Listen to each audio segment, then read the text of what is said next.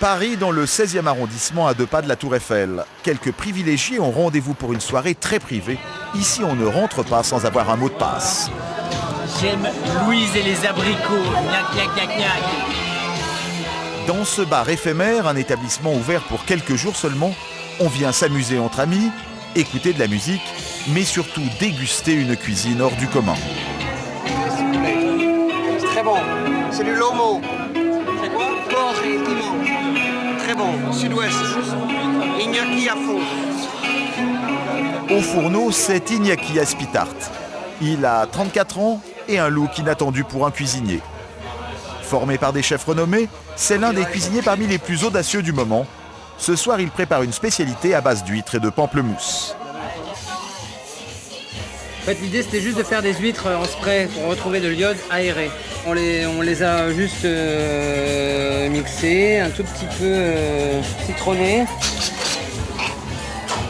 Le résultat ressemble à de la mousse à raser, mais en fait, c'est bien de l'huître.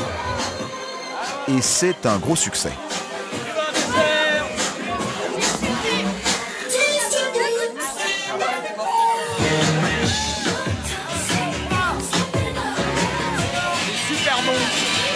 C'est de la mousse d'huître et c'est mortel, c'est super léger, c'est un goût de mer. L'océan, Cancale, la Bretagne, mortel, génial, j'adore. Regardez. Pas du tout, non. On aime ou on n'aime pas. C'est bizarre, c'est parfois drôle. Ça s'appelle le fooding et ça fait la une des journaux. Lancé il y a quelques années par de jeunes journalistes gastronomiques, le fooding, contraction de food, nourriture et feeling, sensation, rassemble tous les amateurs d'une nouvelle façon de manger, inventive et accessible à toutes les bourses. Depuis cette année, le mouvement explose et se démocratise. En décembre dernier, il y avait foule rue Saint-Paul pour aller manger des hamburgers et des marrons préparés par des chefs adeptes de ce fameux fooding. C'est une version moderne de la bouffe. Ce ne sont pas des grands chefs qui font des plats basiques, genre le mec du Ritz qui fait des kebabs. Non, on n'a pas dit que c'était des kebabs. On a dit J'exagère, mais tu vois ce que je veux dire. Des grands chefs qui font des kebabs, des grands chefs qui font des croque-monsieur. Aujourd'hui, l'invité de marque, c'est Jean-François Piège, le chef d'un des plus grands palaces parisiens. Très jovial, il vient faire le spectacle. C'est quelque chose qui est dur et qui devient liquide quand ça chauffe. En fait, on a fait une soupe de marron grillée, on l'a laissé refroidir, on l'a coupée en morceaux, on l'a panée, on l'a fait frire. Et on la réchauffe comme des marrons grillés. D'accord.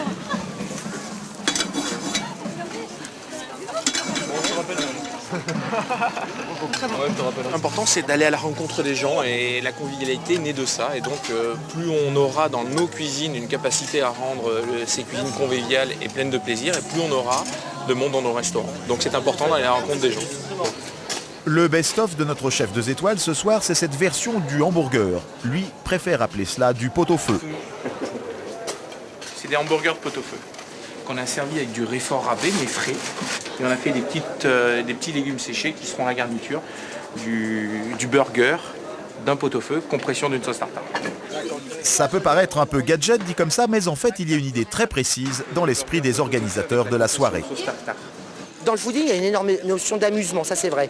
Le côté ludique, le côté second degré, le côté humour, c'est quelque chose qui avait disparu totalement de la cuisine. Il fallait voir quand même la trombine des chefs. Hein. Sous leur toque, ça riait pas souvent. Aujourd'hui, c'est des gens qui ont envie de reprendre le plaisir, ça se sent dans leur cuisine, ils jouent, c'est des jeux d'audace. Et nous, on a envie de... Bien sûr que l'humour est très très important. Et visiblement, ce soir, l'audace du chef a payé. C'est 20h15. Ça devait finir à 22h. Mais bon, les gens sont servis abondamment et j'espère qu'ils ont pris du plaisir. C'était le but en tous les cas. C'est pas à moi de le dire. Conclusion reviendra l'année prochaine.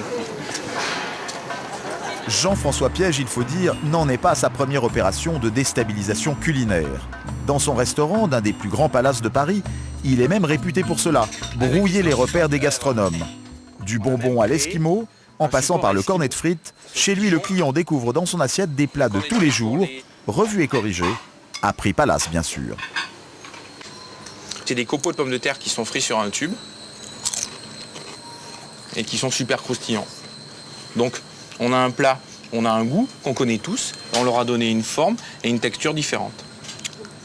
cette formule, vous pouvez vendre des frites en cornet dans un grand palace. Oui, mais on a mis un petit trombone doré. Alors c'est pas un nuage atomique, c'est une barbe à papa, mais qui est un petit peu virtuelle. Parce que quand on va verser le jus,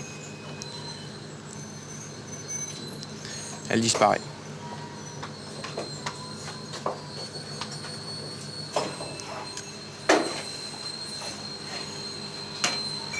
Et la barbe à papa dans un palace, c'est pas provocateur. C'est quoi la barbe à papa? C'est du sucre. Donc il n'y a pas de provocation à servir du sucre dans la barbe à papa. Qu'est-ce qui serait provocateur à ce moment-là? C'est faire quelque chose de pas bon. Le mouvement est devenu un vrai phénomène à Paris. Mais pas seulement. Nous sommes dans la campagne lyonnaise, au château Escoffier. Ce monument du XVIIe siècle abrite une célèbre école hôtelière. Ce matin, le professeur est un des grands sorciers de cette nouvelle tendance, Jacques Décoré.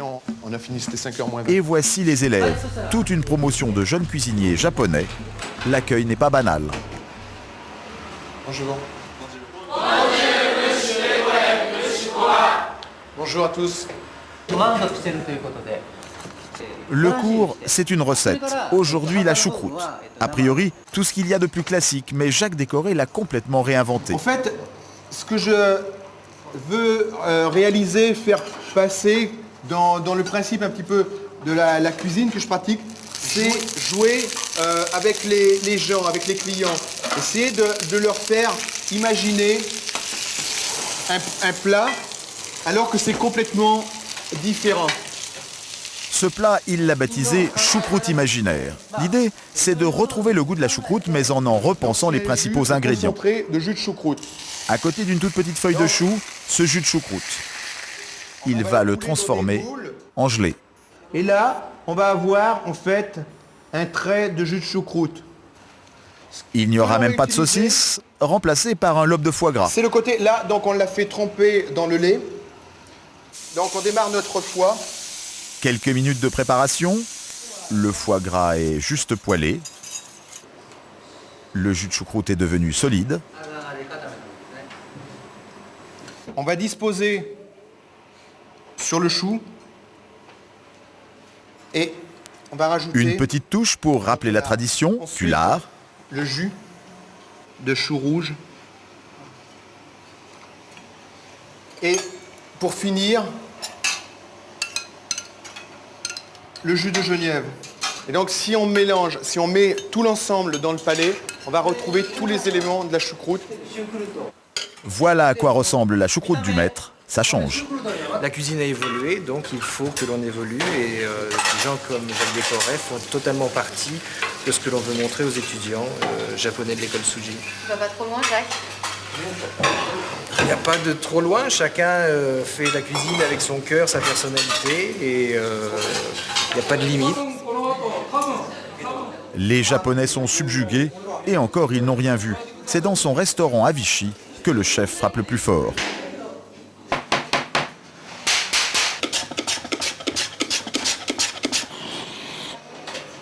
L'homme est un ancien élève des grands classiques, Trois Gros et Passard. Il a été meilleur ouvrier de France il y a 10 ans et pourtant il tente par tous les moyens d'imposer une cuisine complètement déjantée. Mettre un petit peu d'huile et un peu de maldon. Le poivron qui a été grillé, huile d'olive dessus, maldon. Quand il va manger ça, je veux qu'il se repense à l'été dernier, quand il a été assis au bord de la piscine, au bord de la pelouse, bref. Il y a toutes les senteurs du barbecue. À la table 2, à la table 5... Sa pâte, c'est une cuisine à renifler, à picorer, une cuisine à croquer, voire à aspirer. Le chef a fait sa renommée avec un plat particulièrement surprenant, cette ligne de tomates séchées à aspirer à la paille. Ce client est venu spécialement de Suisse pour goûter aux fantaisies du maître. La ligne de tomates sèches explosive. Donc vous avez l'eau de tomate pour vous humidifier votre bouche. Et moi je vais vous mettre donc de l'huile de manille. Allez-y. Voilà. Et donc ensuite, vous prenez la paille et vous aspirez la ligne.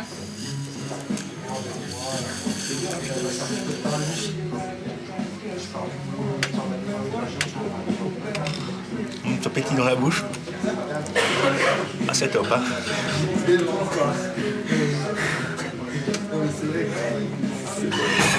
Vous êtes accro? Oui. Une ligne de poudre, une paille, l'allusion à une substance illicite est très claire. C'est explosif, c'est super. Vous vous sentez comment? C'est le nirvana. Vous planez? Ah, peut-être pas, parce que c'est quand même que de la tomate. Il n'y a rien de répréhensible, mais c'est vraiment... C'est grand. C'est grand. Moi, le message que je voulais dire, je suis cuisinier, je crois que je suis passionné. Moi, j'ai pas besoin de me détruire avec de la cocaïne ou tout ça. Je me détruis avec les choses que la nature fait, puisque je cuisine. La provoque ne s'arrête pas là. Voilà sacrilège des escargots dans un emballage de fast-food. À 95 €, le menu dégustation, le spectacle est au rendez-vous. Sauf que c'est parfois un peu trop audacieux pour certains clients. La dernière fierté de Jacques de Corré, c'est cette perle d'huître. De temps en temps, elle a un peu de mal à passer. Alors voici donc l'huître du 21e siècle. Vous prenez la boule, vous la tenez dans votre main, vous la tenez par la petite queue qui est en dessous, vous mettez la boule entre la langue et le palais et vous la faites éclater. Et vous retirez le papier film. Comme l'huître, elle part toute seule.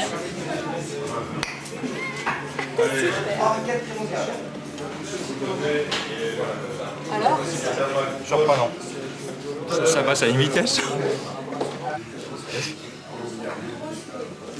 Parfait. Ça le fait pas. Désolée.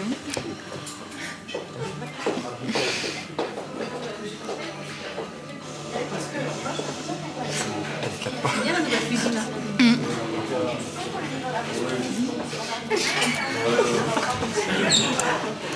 Voilà. Mais c'est vrai que c'est un peu taré comme méthode. Il n'y a personne en France qui fait ça, quoi. Donc ça, c'est surprenant. C'est surprenant. Tout le monde n'est pas forcément prêt à se laisser bousculer. Même si le restaurant marche plutôt bien, certains jours le chef se sent un peu seul dans sa bonne ville de Vichy. C'est vrai que le soir où il y a le soir ou midi, où il y a la moitié de la salle, je suis un peu triste. Je suis un peu triste, alors c'est-à-dire que je parle pas beaucoup, je réfléchis peut-être encore plus, mais pourquoi est-ce que tu es venu à Vichy?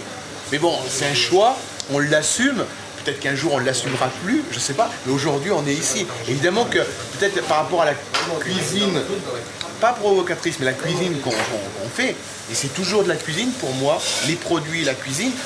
Si j'étais sur Paris, Londres, une grande capitale européenne, peut-être que j'irais beaucoup plus vite. Le cuisinier n'est peut-être pas si loin que cela de gagner son pari. Cette cuisine révolutionnaire est sur le point de devenir un phénomène populaire. Nous voilà en banlieue parisienne. Triche de Seine est la nouvelle prêtresse de ce fooding grand public. Elle ne tient pas de restaurant, elle est irlandaise, c'est une mère de famille nombreuse. Hello everybody! Elle a eu la bonne idée de faire des livres de recettes fooding. Et ils sont devenus des best-sellers. Parmi eux, ce livre sur les bons petits plats, 106 000 exemplaires, et celui-ci sur le chocolat, 294 000 exemplaires vendus. Vous n'avez pas goûté encore? Ces enfants sont ses cobayes permanents. Tous les jours, ils essuient les plâtres des nouvelles recettes de leur maman. Au menu aujourd'hui, une jelly menthe, viande, petits pois.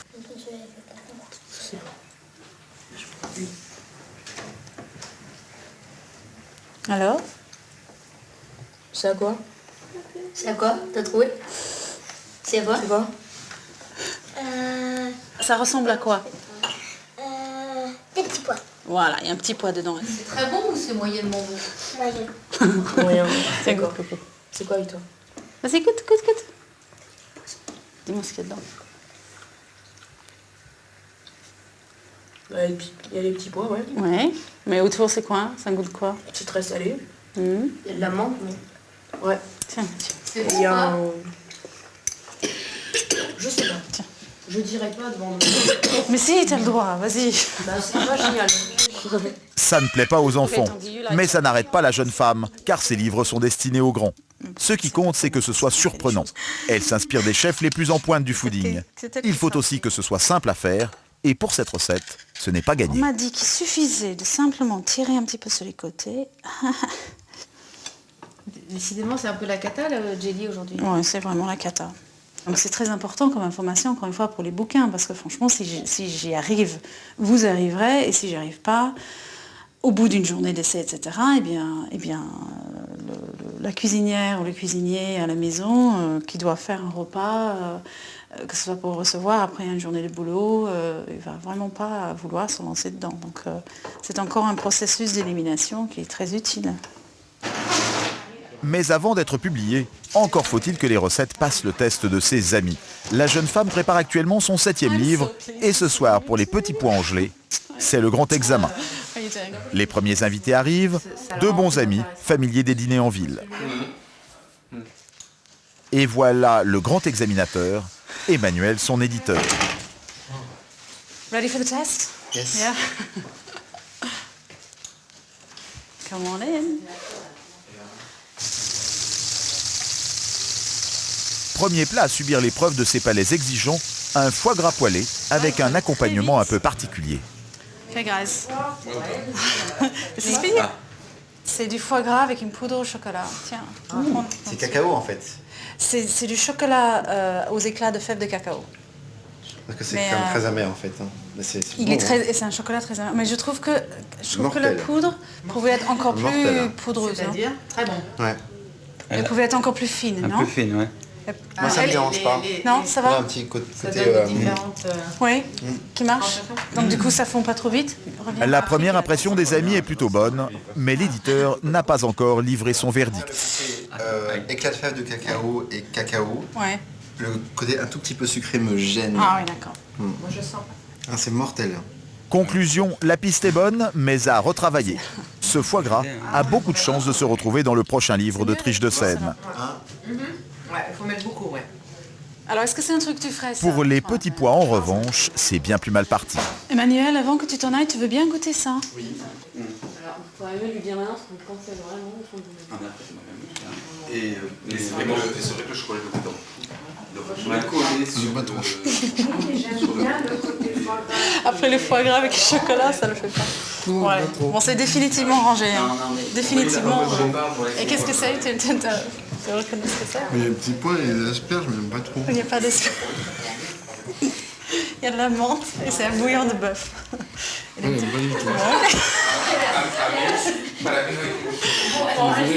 Ce sera publié ou pas dans le bouquin? Non, je pense pas, non. Ouais, ça marche! Fabuleux. Pour remporter un franc succès, Triche devra attendre son velouté de châtaigne et sa mousse d'oursin. La crème fleurette. Ça, c'est incroyable. Donc pour donner un petit goût iodé. La création figurera parmi les recettes phares de son prochain livre. C'est un cheesecake déconstruit. Ces révolutions dans la cuisine ont complètement redistribué les cartes de la gastronomie. Désormais, il faut aller à Londres pour trouver la nouvelle capitale de l'expérimentation culinaire.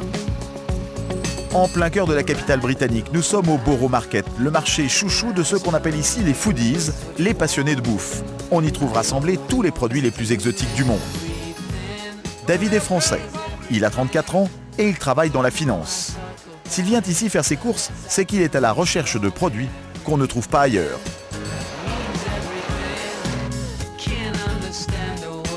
Vous trouvez votre bonheur? Pour l'instant, ouais. J'ai topinambour, j'ai des vitelottes, c'est des petites pommes de terre violettes. Ah. Voilà. Pour la couleur, vous le connaissez pourquoi? Ouais, c'est pour la couleur. Ce marché, David l'arpente au moins une fois par semaine. La cuisine, c'est son principal loisir, une passion dans laquelle il est tombé presque par hasard. En fait, c'est en piquant un bouquin de cuisine à une copine de ma mère. J'ai commencé tout de suite par une recette super compliquée et finalement j'ai réussi à la faire. Donc je me suis dit, bon bah pourquoi pas continuer. La recette fit ce jour-là son petit effet. Depuis, le jeune homme utilise la cuisine pour briller en société. C'est même devenu pour lui une arme de séduction. Ce soir, il a invité 5 copines à dîner, pas moins. Voici le programme. Coquille Saint-Jacques au topinambour, agneau au boulgour, gelée de grenadilles.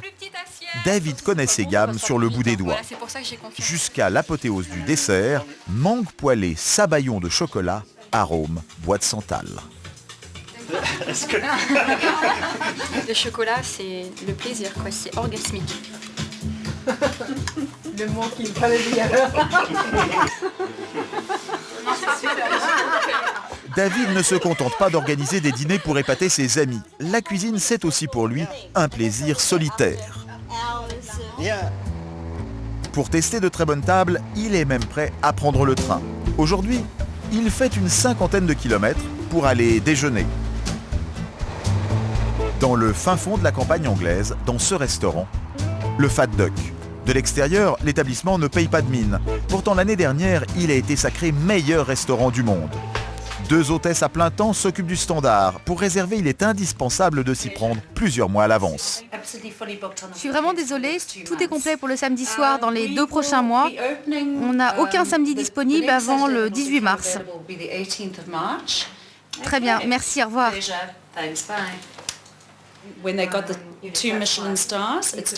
Quand on a eu la 2e étoile Michelin, ça a commencé à très bien marcher. À la 3e, ça a été encore plus fort, mais alors là, depuis qu'on a été élu meilleur restaurant du monde, c'est de la folie. Les gens viennent de partout, d'Asie, d'Afrique, d'Islande, de partout, c'est incroyable. David fait partie des 40 chanceux de ce jour-là au déjeuner. Il va enfin pouvoir découvrir le fameux menu dégustation qui a fait la réputation du lieu. Le programme est alléchant, mais un peu déroutant. Ballotin de maquereaux invertébrés ou gelée d'huîtres aux fruits de la passion. En tout, 15 plats. Avec le menu à 140 €, on en a pour son argent dès la mise en bouche. Cet étrange cérémonial, c'est pour servir une meringue. Ce siphon qui est rempli d'une mousse faite à partir de blanc d'œuf, infusé au thé vert, citron vert et un petit peu de vodka. Un tout petit peu. Qui va être en fait poché à l'azote liquide. De l'azote liquide à moins 200 degrés. Le restaurateur est le premier à utiliser cette méthode pour préparer un plat. David n'en revient pas.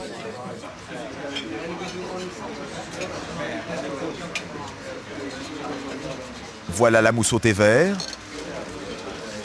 Elle est plongée dans le liquide glacial. Quelques secondes suffisent à la figer. Ça change un peu du grand service à la française. Ça fait un peu service du 21e siècle. C'est la même consistance qu'une meringue. Je la prendre délicatement entre les doigts.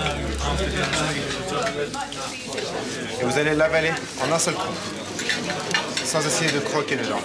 Parce qu'en fait, elle est un petit peu comme ça, croustillant à l'extérieur.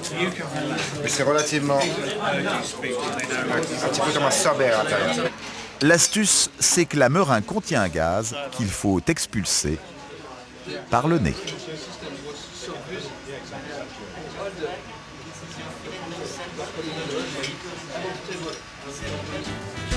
En cuisine, voilà celui qui a imaginé ces drôles de surprises culinaires. Eston Blumenthal, 40 ans, un look de rugbyman. Il y a encore 10 ans, il était expert comptable. Aujourd'hui, il est considéré comme un des chefs les plus créatifs du monde. Ce qui le motive, c'est de surprendre ses clients en jouant avec des associations de saveurs et de textures inédites. Voici par exemple une de ses spécialités, le saumon poché dans sa robe de réglisse. La présentation est soignée, huile d'olive et noix de muscade. C'est alléchant, reste à savoir ce qu'en pense David. Servi avec une mayonnaise à la vanille. Mais franchement, je m'attendais à un truc plus fondant. Parce que j'ai entendu parler de cette recette. Là, je suis un tout petit peu déçu. Je suis vraiment déçu du côté gélatineux de l'enveloppe. Je pensais que ça allait être plus fondant et ça gagnerait à être un peu plus fondant. Vous n'allez pas le manger si vous n'aimez pas, on est d'accord. Mais non, saumon et réglisse, ça fonctionne très très bien. Le seul problème, c'est que moi je m'attendais à un truc laqué, légèrement fondant, et que là j'ai pas ça. Donc vous mangez pas la croûte. Là je mange pas la croûte. Ses impressions sur le repas, David les note consciencieusement. À la recherche d'inspiration pour ses futures recettes peut-être. Ouais. Pour les plats les plus intrigants, il n'hésite pas à bombarder de questions les serveurs. Donc en fait, c'est de l'avoine. Ce sont des flocons d'avoine qui sont cuits comme un risotto. D'accord. Et ensuite, on rajoute beaucoup de persil. Ah d'accord, ok. Donc c'est persil frais. Oh, c'est bon. Bon, c'est succulent. Je m'attendais pas du tout à ça. Il a dû mettre plusieurs années ou plusieurs mois avant de pouvoir réaliser ce plat, quoi. David ne croit pas si bien dire. À quelques mètres du restaurant, voici le laboratoire d'Eston Blumenthal. Notre alchimiste, quand il n'est pas en cuisine, passe son temps à faire d'étranges expériences. Parmi ses dernières trouvailles, dépressuriser du chocolat. Résultat, une bouchée pleine de bulles d'air, extrêmement légère. Sa prochaine révolution est déjà en cours d'élaboration, des casques, pour amplifier le son des aliments que l'on croque. Il paraît que ça décuple la saveur.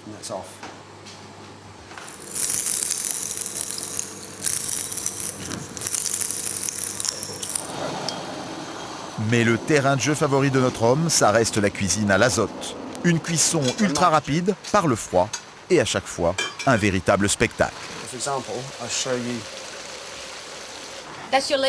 Notez que le réchaud n'est pas allumé, il n'est là que pour la mise en scène. C'est un brûleur, tout ce qu'il y a de plus classique. Pour flamber. L'idée pour le dessert, c'est d'arriver à la table du client avec un œuf. Et à l'intérieur, c'est une crème anglaise goût bacon. Comment vous faites ça? On vide l'œuf et on réinjecte le mélange à l'intérieur.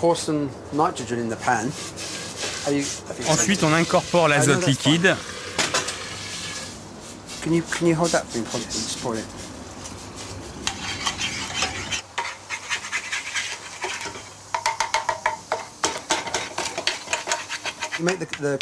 À la fin, vous obtenez quelque chose qui ressemble à des œufs brouillés.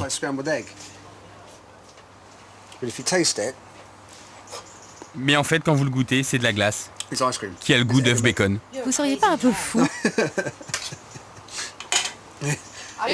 Non, je ne suis pas fou. J'ai juste gardé mon âme d'enfant. J'aime bien rigoler. Le meilleur restaurateur du monde a gardé une âme d'enfant. Et si c'était ça la vraie recette de la cuisine de demain?